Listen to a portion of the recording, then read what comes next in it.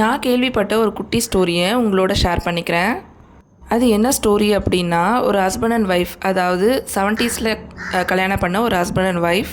ஒய்ஃபோட qualification 10th fail. ஆனால் husband பார்த்திங்கன்னா டிகிரி ஹோல்டர்.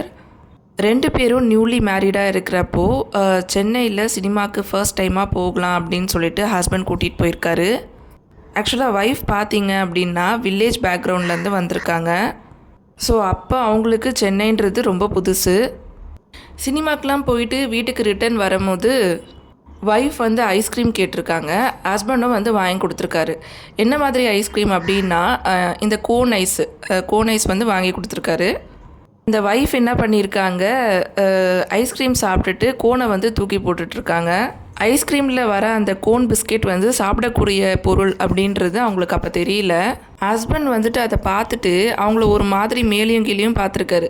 இதை அந்த ஒய்ஃப் வந்து டக்குன்னு புரிஞ்சுக்கிட்டு அவங்க ஹஸ்பண்ட் கிட்ட என்ன சொல்லியிருக்காங்கன்னா, எனக்கு அந்த கோனை சாப்பிட்ணுன்றது தெரியும், ஆனால் எனக்கு அது பிடிக்காது, அதனால தான் நான் கீழே தூக்கி போட்டுட்டேன் அப்படின்னு சொல்லி சமாளிச்சிட்டாங்களாம்.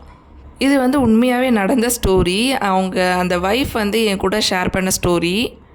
அவங்க என்கிட்ட என்ன சொன்னாங்க அப்படின்னா, அந்த டைமில் வந்து அவரோட மைண்ட் வாய்ஸை டக்குன்னு கேட்ச் பண்ணிவிட்டு நான் ஈஸியாக அதை சமாளிச்சிட்டேன் அப்படின்ற மாதிரி சொன்னாங்க.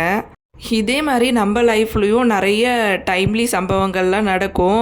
ஆனால் சில விஷயங்கள் வந்து அந்த டைம்லேயே நம்மளுக்கு அண்டர்ஸ்டாண்ட் ஆகும். ஆனால் பல விஷயங்கள் வந்து அந்த டைமில் நம்மளுக்கு அண்டர்ஸ்டாண்ட் ஆகாது.